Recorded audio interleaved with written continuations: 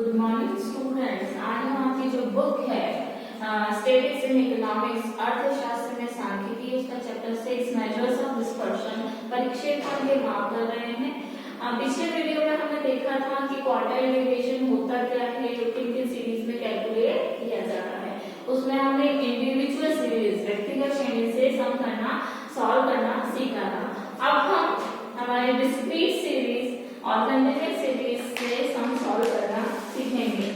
तो ये जो सम है हमने डिस्क्रीट सीरीज जो हमारी खंडित श्रेणी है डिस्क्रीट सीरीज में सम लिया है जिसमें x और f दोनों की वैल्यू दी हुई होती है। तो ये डिस्क्रीट सीरीज है, सेम चीज है। हमें क्वार्टाइल कैलकुलेट करना हमने हमारे जो प्रीवियस वीडियो से जो कि चैप्टर 5 से रिलेटेड है उसमें सीखा था कि जब भी डिस्क्रीट सीरीज हो या फ्रीक्वेंसी हो तो उसमें हमें क्यूमुलेटिव फ्रीक्वेंसी कैलकुलेट करनी होती है।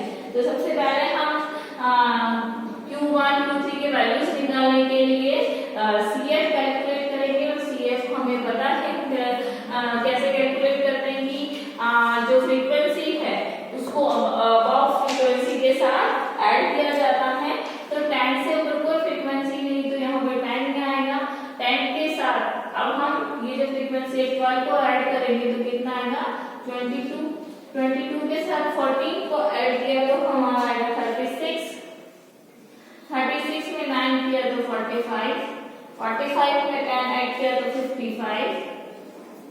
55 में 11 किया तो 66 में 12 ऐड किया तो 78 में 11 किया तो 89 में 9 किए तो 98 और 98 में 8 किए तो 106। ये हमारी क्यूमुलेटिव फ्रीक्वेंसी आई है। अब हम हमारी फ्रीक्वेंसी को भी ऐड कर लेते हैं। जब हम इसे n या समेशन ऐसे नोट करते हैं तो जब इन सभी को हम ऐड करेंगे तो इनकी टोटल की 106 आएगी। और ध्यान रखिएगा अगर CF की लास्ट वैल्यू और n या समेशन f की वैल्यू इक्वल है तो इसका मतलब आपने जो CF कैलकुलेट करी है वो बिल्कुल ही सही है। अगर कोई डिफरेंस आता है तो आपने कैलकुलेशन में कोई मिस्टेक करी है तो ध्यान से करिएगा। अभी हमें निकालना है इंटर क्वार्टाइल रेंज या क्वार्टाइल डेविएशन। क्वार्टाइल डेविएशन को ध्यान दीजिएगा एक और नाम से कहा जाता है जो कि है इंटर सेमी क्वार्टाइल डेविएशन, मतलब इंटर सेमी क्वार्टाइल रेंज और क्वार्टाइल डेविएशन। अगर आपको लिखा जाए कि semi inter quartile range calculate करो, अर्ध माध्यिक चतुर्थक विचलन ज्ञात करो या सेमी इंटर क्वार्टाइल रेंज या क्वार्टाइल डेविएशन एक ही बात होती है तो हम जनरली क्वार्टाइल डेविएशन ही यूज करते हैं। तो सबसे पहले हमें हमारा इंटर क्वार्टाइल रेंज ज्ञात करना है। तो इंटर क्वार्टाइल रेंज का हमारा फॉर्मूला हमने जो सीखा है वो है Q3 माइनस Q1। अब हमें Q1 और Q3 कैलकुलेट करना है तो Q3 और Q1 कैलकुलेट करने के लिए इसमें वो सेम फॉर्मूला है जो हम उसमें कैलकुलेट करते हैं कि साइज ऑफ Q1 होता है size of n plus 1/4 item. अब यहाँ पे हम n क्या लेते हैं, जो हमारी फ्रीक्वेंसी की टोटल होती है वो हम लेते हैं।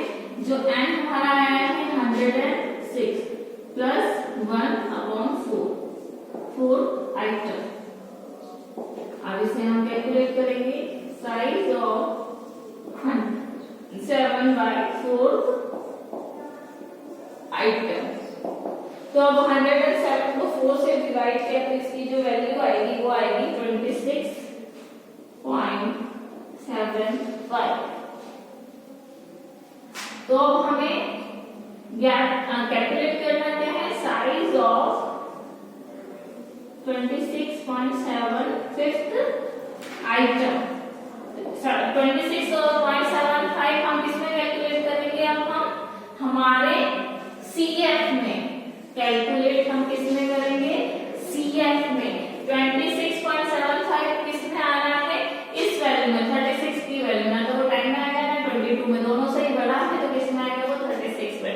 और 36 की जो x की वैल्यू है वेरिएबल की तो Q1 है हमारा 52। साइज को देख के हम उसकी x की वैल्यू लेते हैं, तो x की वैल्यू यहाँ पे कितनी है 52। इसी तरह से हम हमारा Q3 कैलकुलेट करेंगे, सेम है, size of 3 n plus 1 5/4 item, size of 3 n हमारा 106 है प्लस 1/4 आइटम,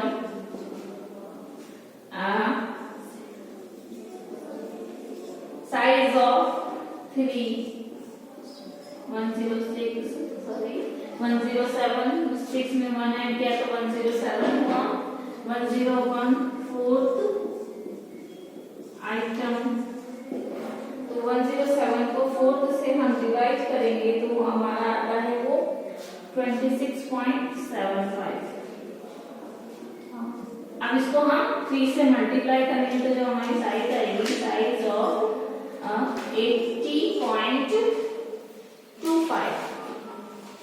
26 को 26.75 को 3 से मल्टीप्लाई किया तो ये वैल्यू आएगी। अब साइज ऑफ 80.25 किस में आ रहा है, वो हमारा आ रहा है 89 में। इसमें आ रहा है 89 में, क्योंकि 78 से बड़ा है और 98 से छोटा है, 89 में वो आ रहा है। तो वो 57 जो हमारा Q3 है वो हमने, और जो जिसमें वैल्यू लाई करती है उसकी जो x की वैल्यू से हम देखते हैं तो 57 जो है हमारा Q3 है। तो हमें हमारा Q1 और Q3 मिल गया है। अब इन्हें हम हमारे फॉर्मूले में अप्लाई करेंगे। तो एक बार देख लेते हैं हम हमारा सम। तो हमारे Q1 की वैल्यू आई थी 52 एंड Q3 की वैल्यू आई थी हमारी 57। अब हमारा इंटर क्वार्टाइल रेंज जो कि Q3 माइनस Q2 है वो होगा Q3 minus Q1 upon Q2, जो है वो हमें निकालना है। तो इसकी जो वैल्यू है वो है Q3 की है हमारी 57 और Q1 की है 52। तो ये हो गया हमारे 5। तो इंटर क्वार्टाइल रेंज तो हमारा आ गया 5। अब हमें QD निकालना है। QD की वैल्यू, QD का जो फॉर्मूला है वो है हमारा Q3 माइनस 1 अपॉन 2। तो Q3 है हमारा 57 माइनस 52 अपॉन 2। तो ये आ गया 5 अपॉन 2। इसको हम माइनस करके देखते हैं तो ये जो हमारी वैल्यू आएगी वो आएगी 2.5। तो QD आ गया हमारा 2.5। और कोफिशिएंट ऑफ QD आएगा हमारा, उसका फॉर्मूला जो है हमारा Q3 minus Q1 upon Q3 plus Q1। इसे हम सॉल्व करके देखते हैं। Q3 है हमारा 57, Q1 है 52 अपॉन 57 प्लस 52। तो ये हमारा आया 5 अपॉन 109। अब इसे जब हम डिवाइड करेंगे तो हमारा जो कोफिशिएंट ऑफ QD आएगा, कोफिशिएंट ऑफ QD जो आएगा वो आएगा 0.045। ये हमारा कोफिशिएंट ऑफ QD आएगा, कोफिशिएंट ऑफ QD हमारा 0.045। तो ये हमारा आंसर है। तो हमने देखा है कि डिस्क्रीट सीरीज में कैसे हम हमारे सम को सॉल्व करेंगे। डिस्क्रीट सीरीज में x की वैल्यू और f की वैल्यू दोनों दी जाती हैं और उनके लिए जब आपको पूछा जाए क्वार्टाइल डेविएशन या सेमी मीडियन या सेमी इंटर क्वार्टाइल रेंज या क्वार्टाइल डेविएशन एक ही बात होती है, तो उसे हम कैलकुलेट करेंगे। अब हम हमारे कंटीन्यूअस सीरीज में सम को सॉल्व करेंगे। अब हम आपकी जो कंटीन्यूअस सीरीज है उसमें क्वार्टाइल डेविएशन कैलकुलेट करना सीखते हैं। तो कंटीन्यूअस सीरीज में हमें पता है कि जो है नंबर्स नहीं होते हैं, उनमें ब्रेक नहीं होती, सीरीज होती है उसमें ब्रेक नहीं होता है, जैसे 0 to 10, 10 to 20, 20 to 30, 30 to 40, 40 to 50, 50 to 60, 60 to 70। इसके साथ उसकी सीक्वेंस दी गई है। तो हमें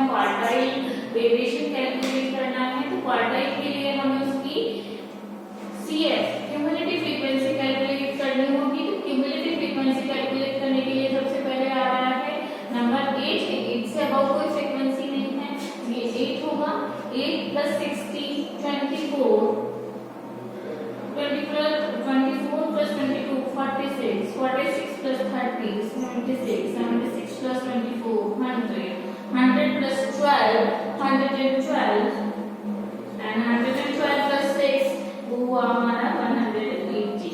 और ये जो हम n हमारा कैलकुलेट करेंगे और उसे हम कैलकुलेट करके देखते हैं इन सभी 8 plus 16 plus 22 plus 30, 24, 12 और 6 इन सभी को हम ऐड करेंगे, इसका टोटल भी 118 आएगा। आप ये दो नंबर दोनों जो क्यूमुलेटिव फ्रीक्वेंसी उसके लास्ट नंबर और जो n है उसका जो टोटल है वो दोनों सिमिलर आने चाहिए। अब हम आपके इससे सम सॉल्व करते हैं। तो सबसे पहले हमको Q1 और Q3 कैलकुलेट करना पड़ेगा। तो Q1 जो हम कैलकुलेट करते हैं वो होता है हमारा साइज ऑफ n/4 आइटम। तो साइज हमारी n कितना है 180 अपॉन 4, 118 को 4 से डिवाइड किया तो हमारा आया 29.5 आइटम। तो जो 29 और 5th आइटम है वो किसमें लाई कर रहा है, इस सीरीज में।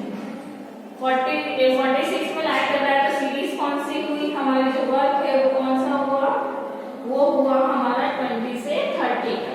तो हमारे जो साइज है Q1 की वो तो 29.5 है।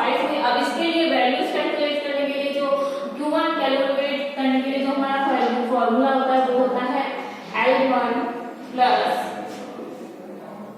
n/4 item minus CF upon F into I। अब हमें यहाँ पे तो हमें आइटम की वैल्यू निकालनी है। अब हमें Q1 का कैलकुलेट करना है। चूंकि कंटीन्यूअस सीरीज है, कंटीन्यूअस सीरीज में ये वाला फॉर्मूला काम आता है। L1 lower limit n/4 item ये हमारा कैलकुलेट हुआ है। CF जो क्लास हमारी आई है, जो वर्ग हमारा आया है उससे जस्ट अबाउट की जो फ्रीक्वेंसी होती है, जस्ट ऊपर वाली, ये हमारी CF होती है।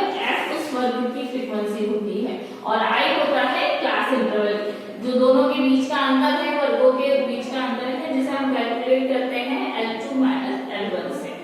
अब L1 हमारा आया है 20, n/4 है 29.5, CF हमारी है 24 अपॉन फ्रीक्वेंसी है हमारी 22 और I हमारा है 10। अब हम इसे सॉल्व करते हैं। प्लस 29 में से 29.5 में से 24 गए तो बचा हमारा 5.5 अपॉन 22 इंटू 10। तो जो हमारा आंसर आएगा वो 5.5 को हमने 10 से मल्टीप्लाई किया तो ये आया 55 अपॉन 22। ये हमारा अब हम इसे आगे सॉल्व करते हैं। तो 22 को 55 से 55 को 22 से डिवाइड किया तो इसका जो आंसर आएगा वो आएगा 2.5। तो हमारे Q1 आई है वो आई है 22.5। ध्यान रखिएगा Q1 आई है क्योंकि हमारा स्पेस नहीं है तो हम इसको इरेज कर देते हैं। आप देख लीजिए ध्यान से Q1 हम के कैलकुलेट करने के लिए पहले से हमने आइटम की साइज निकाली और Q1 के लिए और जो कंटीन्यूअस सीरीज में उसमें ये फॉर्मूला है L1 plus n/4 minus CF upon F into I, उसे हम सॉल्व किया है।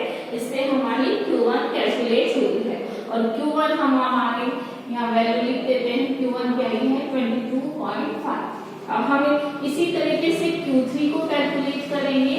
सेम फॉर्मूला है बट ये Q3 निकालने के लिए हम जो n/4 है उस आइटम है उसको 3 से मल्टीप्लाई कर देते हैं। तो हम सॉल्व करते हैं। साइज ऑफ Q3 हमें कैलकुलेट करना है। Size of 3n/4 item. अब हम आगे सम सॉल्व करेंगे। साइज हमारी ऑफ 3n कितना है हमारा 180। तो 180 का जो हमारा है आइटम, इसे हम सॉल्व करते हैं। तो साइज ऑफ 4 को 180 से किया तो हमारा आया था 29.5 का।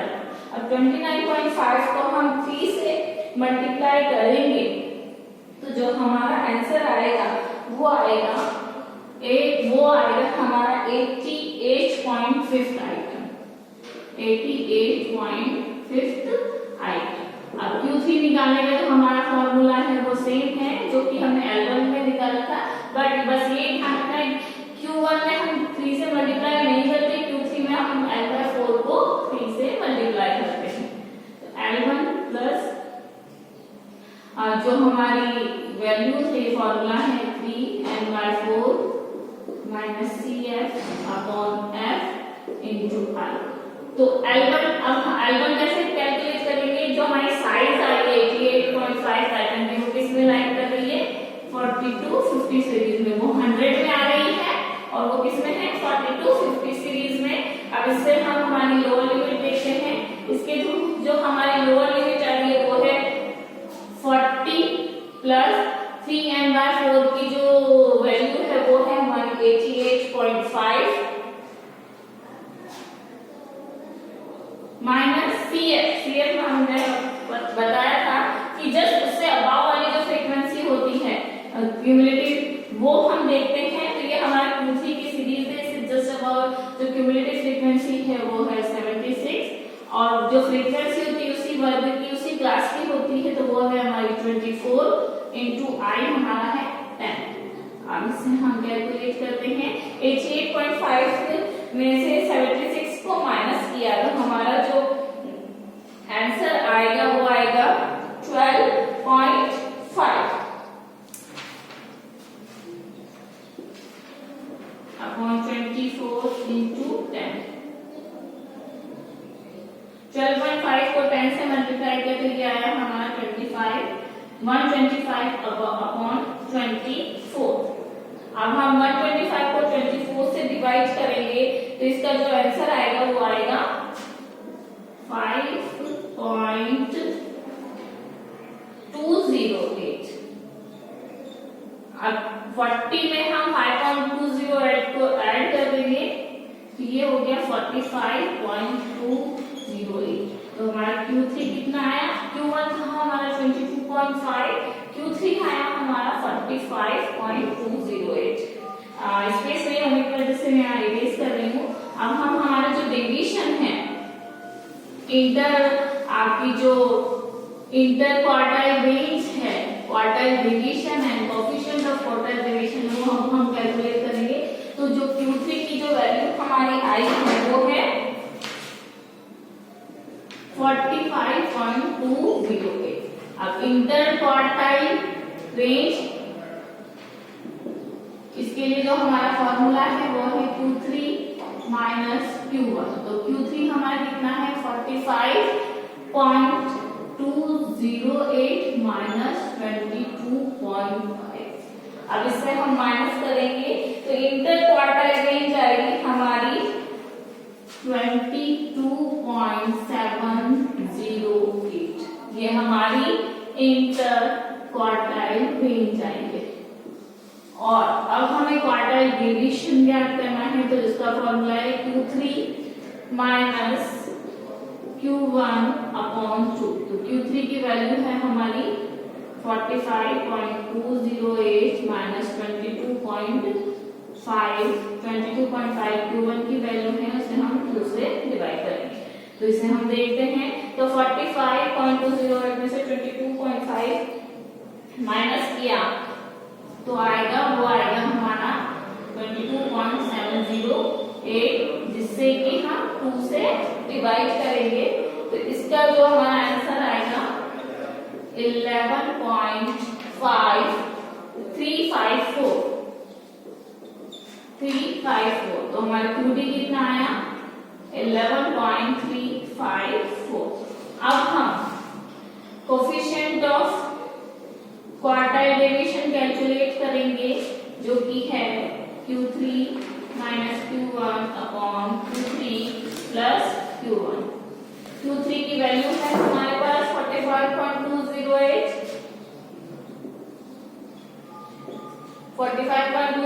माइनस 22.5। इसे ही हम ऐड कर लेते हैं तो इनकी जो वैल्यू आएगी माइनस करने पर जो हमारे पास आ रहा है वो है 22.708 अपॉन 45.208 को 22.5 के साथ ऐड किया तो इसकी जो वैल्यू आएगी 65.708। तो इसको अब हम जब डिवाइड करेंगे, थोड़ा पॉइंट के सामने तो डिवाइड करने में हमें डिफिकल्टी होती है, तो उसके हम इसको कैलकुलेट करें।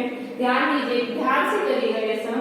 तो इसको जब हम डिवाइड करेंगे तो हमारा जो आंसर आएगा वो आएगा 0.335। और अगर आपको पॉइंट वाले सम सॉल्व करने में डिफिकल्टी आती है तो पॉइंट हटा के उसके बाद जितने भी नंबर्स होते हैं उतने जीरो लग जाते हैं, ऊपर नीचे। जैसे ऊपर से हटाए तो नीचे लगेंगे, नीचे से हटाए तो ऊपर। जैसे यहाँ से हमने हटाया तो यहाँ पे आपने 3 जीरो लगा दिए, यहाँ से हटाए तो यहाँ पे 3 जीरो लगा दिए। तो अगर डायरेक्ट पॉइंट से आपसे डिवाइड ना हो तो आप पॉइंट हटा के उसे सॉल्व कर सकते हैं। आई होप आपको जो है जो क्वार्टाइल डेरिवेशन है, जो कि हमारी इंडिविजुअल सीरीज, डिस्क्रीट सीरीज और कंटिन्यूअस सीरीज में हमने सॉल्व करके देखे हैं हमारे वीडियोस में, आपको क्लियर हो गया होगा।